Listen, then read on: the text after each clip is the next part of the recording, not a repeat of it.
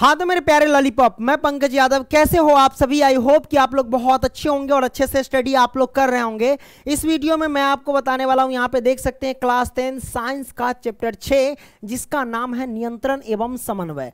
हालांकि ये चैप्टर हम कंप्लीट करा चुके हैं, तो इस वीडियो में हम क्या करने वाले हैं, तो इस वीडियो में हम क्या करने वाले भाई, पेज के जो प्रश्न होते हैं ना उसको हम सॉल्व करने वाले हैं। पेज के प्रश्न कहाँ मिलते हैं? पेज के प्रश्न आपको मिलेंगे जब इस चैप्टर को पढ़ेंगे तो बीच बीच में क्वेश्चन आते रहते हैं, वो पेज के प्रश्न कहलाते हैं। ठीक है, तो आप जैसा कि आप देख सकते हैं इस प्रश्न में टोटल कितने प्रश्न हैं? 5 प्रश्न हैं और पांचों प्रश्न को हम रापची के स्टाइल में समझने का पूरा प्रयास करेंगे। ठीक है, देखो भाई, जितने भी पेज के प्रश्न दिए गए हैं वो अलग अलग खंड खंड में बांट करके दिए हैं, तो मैंने सोचा कि पेज के प्रश्न जो दिए गए जैसे जैसे वैसे मैं कराते चलूँ। तो इस प्रश्न में टोटल 5 ही प्रश्न दिए हैं, तो मैंने सोचा 5 ही प्रश्न को मैं कराऊं और इसका पार्ट 1 नाम दे दूं। ठीक है, जब पेज के प्रश्न सॉल्व हो जाएंगे तो अभ्यास के प्रश्न भी हम आपको करा देंगे। अब बात आती है, जो नए बच्चे हमसे जुड़े हैं वो कहेंगे कि सर आपने चैप्टर 5 को तो कंप्लीट नहीं किया। चैप्टर 5 में क्या है? जैव प्रक्रम। तो यानी जैव प्रक्रम के पाठ के प्रश्न उत्तर नहीं कराया। क्यों नहीं कराया सर? तो मेरी बात सुनिए भैया, जो पुराने छात्र वो तो जानिए गए होंगे। देखिए, ये हम करा चुके हैं 4 महीना पहले। पेज के प्रश्न और अभ्यास के प्रश्न वो सारे के सारे एक ही वीडियो में, 1 घंटा से ऊपर का वीडियो है, उसमें हम कंप्लीट करा दिए हैं। उन सभी का लिंक जो है ना डिस्क्रिप्शन बॉक्स में मिल जाएगा, वहां से आप लोग जा करके जिना मन है तेना देख लेना, पैर ऊपर करके मन होगा तो देख लेना। ठीक है, तो आप वहां जा करके देख लेना। इससे पीछे जितने भी चैप्टर हैं उन सबको खत्म कर दिए, क्वेश्चन आंसर भी करा दिए हैं। ठीक है, तो चलिए हम क्या करते हैं, शुरू करते हैं पहला क्वेश्चन से। पहला क्वेश्चन लेने से पहले एक चीज बता देते हैं, हमारा कोर्स चलता है 299 रुपए का पेड व्हाट्सएप ग्रुप में। ठीक है, ओके, जिसमें नोट्स मिलता है। जब इस नंबर पे मैसेज करें, कौन से नंबर भाई? तो 85 81 80 29 29 ये नंबर है। इस नंबर पे मैसेज करेंगे तो कृष्ण नाम का लड़का आपको रिप्लाई दे देगा। ठीक है, समझ रहे हैं ना? वो रिप्लाई देगा आपको और आपसे QR कोड की मदद से 299 रुपये आपसे ले लेगा, है ना। और पीछे जितने भी पढ़ाई हुए हैं उन सभी का PDF और वीडियो लिंक, है ना, वो आपको दे दिया जाएगा। आगे जो भी पढ़ाई होगा उन सभी का PDF और वीडियो लिंक आपको मिल जाएगा पेड व्हाट्सएप ग्रुप में। तो चलिए पहला क्वेश्चन लेते हैं। पहला क्वेश्चन क्या कहता है सर कि प्रतिवर्ती क्रिया तथा टहलने के बीच क्या अंतर है? तो मैं आपको बता दूं कि प्रतिवर्ती क्रिया जो होती है ना, प्रतिवर्ती क्रिया ये एक ऐच्छिक क्रिया है। क्या ये ऐच्छिक क्रिया मतलब अपने नहीं, सॉरी, ऐच्छिक क्रिया नहीं, अनैच्छिक क्रिया है। प्रतिवर्ती क्रिया है क्या है? एक अनैच्छिक क्रिया, मतलब अपनी इच्छाओं से हम नहीं कर सकते हैं। जैसे कि गर्म चीज को छूते ही हाथ का पीछे हट जाना, है ना। किसी मन पसंदीदा भोजन का नाम लेते ही जीभ में पानी आ जाना, है ना। तो ये सब अनैच्छिक क्रिया होते हैं, है ना। तो अनैच्छिक क्रिया ही एक प्रकार का क्या कहलाता है? प्रतिवर्ती क्रिया कहलाता है। ठीक है, तो आपने अनैच्छिक क्रिया के बारे में जान लिया, यानी प्रतिवर्ती क्रिया के बारे में जान लिया। और टहलना क्या है?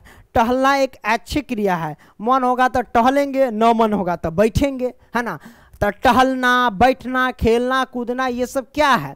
ये सब एक ऐच्छिक क्रिया है, मतलब अपनी इच्छाओं से कर सकते हैं। और जो अपनी इच्छाओं से कर सकते हैं वो मस्तिष्क के द्वारा कंट्रोल होता है, और जो अपनी इच्छाओं से नहीं कर सकते हैं वो मेरुरज्जु के द्वारा कंट्रोल होता है। ठीक है, चलिए उत्तर मैंने लिखा, यहाँ पे लिख दिया कि प्रतिवर्ती क्रिया मेरुरज्जु द्वारा नियंत्रित होता है, इसे हम अपनी सोच द्वारा नियंत्रित नहीं कर सकते, है ना। कह रहा है ना कि प्रतिवर्ती क्रिया जो होता है ना, मेरुरज्जु, मेरुरज्जु क्या होता है? तो हमारे पीठ के पीछे रीढ़ की हड्डी होती है, और रीढ़ के हड्डी के बीचों बीच बेलनाकार संरचना होती है, या फिर कह लो कि उंगली नुमा संरचना होती है, उसी को हम मेरुरज्जु कहते हैं। ठीक है, तो ये आपने क्रिया मतलब समझ लिया कि प्रतिवर्ती क्रिया मेरुरज्जु द्वारा नियंत्रित होती है और इसे हम अपनी सोच द्वारा नियंत्रित नहीं कर सकते, मतलब अपनी इच्छाओं द्वारा कंट्रोल नहीं कर सकते। ठीक है, अब टहलने के बारी है। तो टहलने की क्रिया जो होती है ना मस्तिष्क द्वारा नियंत्रित होती है। जो मस्तिष्क के द्वारा नियंत्रित हो जाए वो समझ जाना कि अच्छी क्रिया अपनी इच्छाओं से कर सकते हैं। ठीक है, मन होगा तो आई जब, या मन होगा तो न जब, है ना। मतलब मन होगा तो जाएंगे, न मन होगा तो नहीं जाएंगे, मन होगा तो पढ़ेंगे, न मन होगा तो नहीं पढ़ेंगे। तो ये सब क्या हुआ? हमारे पास अच्छी क्रिया हो गया। तो अच्छी क्रिया यानी टहलना, टहलना भी अच्छी क्रिया है। तो टहलने की क्रिया मस्तिष्क द्वारा नियंत्रित होती है ना। इसे हम अपनी सोच द्वारा नियंत्रित कर सकते हैं, मतलब मस्तिष्क द्वारा नियंत्रित कर सकते हैं। तो ये आपने समझ लिया भाई पहला प्रश्न। आगे दूसरा प्रश्न क्या कहता है कि दो तंत्रिका कोशिकाओं, है ना, जिसे न्यूरॉन कहते हैं, तो दो तंत्रिका कोशिकाओं को ही न्यूरॉन बोलते हैं, इस बात को ध्यान रखना।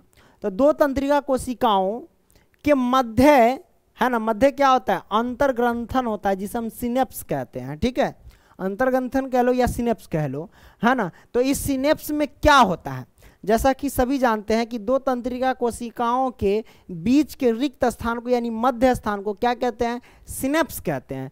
तो उस सिनेप्स में क्या होता है ऐसा आपसे पूछा जा रहा है ना। तो भाई मैंने सबसे पहले समझ लिया कि अंतर्ग्रंथन यानी सिनेप्स के बारे में, तो आइए इसके बारे में समझ लेते हैं। यह तंत्रिका के अंतिम सिरे, तो जैसा कि आप देख सकते हैं ये तंत्रिका तंत्र है, तंत्रिका तंत्र का ये अंतिम सिरा है। ठीक है, तो यह तंत्रिका तंत्र के अंतिम सिरे एवं अगली तंत्रिका कोशिका के द्रुमिका, तो ये अगली तंत्रिका कोशिका है, तो इसकी द्रुमिका ये होता है, ये सब द्रुमिका होती है ना। तो अगली तंत्रिका कोशिका के द्रुमिका के मध्य का रिक्त स्थान है, मध्य का रिक्त स्थान मतलब ये बीच का रिक्त स्थान। तो बीच का रिक्त स्थान क्या है, अंतर्ग्रंथन यानी सिनेप्स है। तो यही ने कह रहे थे कि दो तंत्रिका कोशिकाओं के बीच के खाली स्थान को या मध्य क्या होता है, तो सिनेप्स होता है। तो जो सिनेप्स होता है यानी अंतर्ग्रंथन होता है, उस अंतर्ग्रंथन में भाई क्या होता है ये आपसे पूछा जा रहा है। तो अंतर्ग्रंथन में क्या होता है भाई, तो यहाँ देख लो कि यहाँ जो होता है ना वो विद्युत आवेग को रासायनिक संकेत में बदला जाता है, जिससे यह आगे संचरित हो सके। ठीक है, तो ये आपने समझ लिया मेरे भाई, दूसरा समझ लिया। आगे बढ़ते हैं तीसरा क्या कहता है कि मस्तिष्क का कौन सा भाग शरीर की स्थिति तथा संतुलन का अनुरक्षण करता है।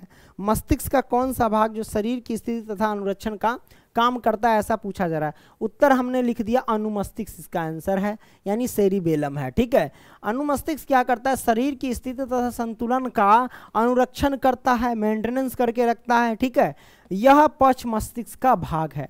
अनुमस्तिष्क किसका भाग है भाई, पश्च मस्तिष्क का भाग, इस बात को ध्यान रखना।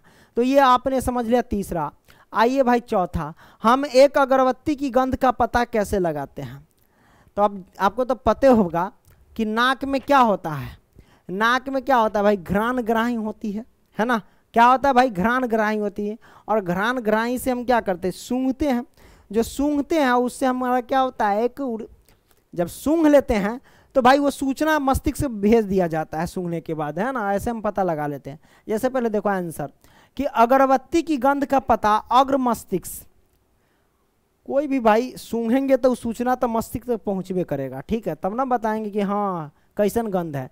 तो अगरबत्ती की गंध का पता अग्र मस्तिष्क यानी सेरिब्रम द्वारा लगाया जाता है। ठीक है, जहां गंध की, है ना, संवेदना के लिए अलग संवेदी केंद्र होता है ना। यहाँ कहता है ना कि जहां गंध की संवेदना के लिए अलग संवेदी केंद्र होता है, वह केंद्र क्या है, घ्राणग्राही है। क्या है भाई, घ्राणग्राही, है ना। संवेदी केंद्र क्या, नाक, और नाक में क्या होता है, घ्राणग्राही, जो सूंघने के लिए उपयोग होता है। ठीक है, तो यही क्या होता है भाई, संवेदी केंद्र होता है, जहां नाक से विद्युत आवेग के रूप में क्या होता है, सूचना प्राप्त हो जाता है और मस्तिष्क के पास चला जाता है, यानी वही अग्र मस्तिष्क के पास। ठीक है, तो ये आपने समझ लिया।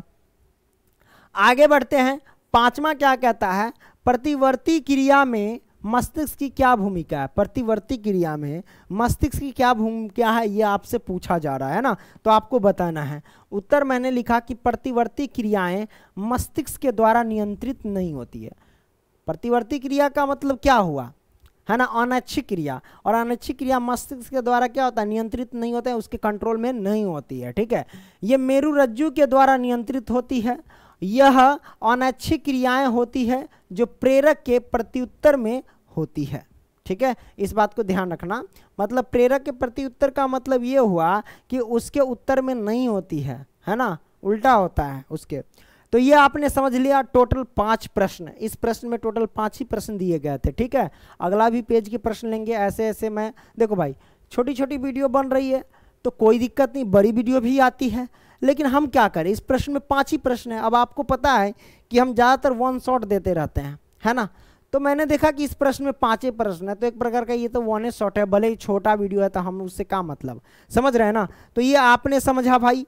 तो मिलेंगे अगली वीडियो में, तब तक के लिए नाच करो आप लोग, ठीक है? तब तक के लिए बाय।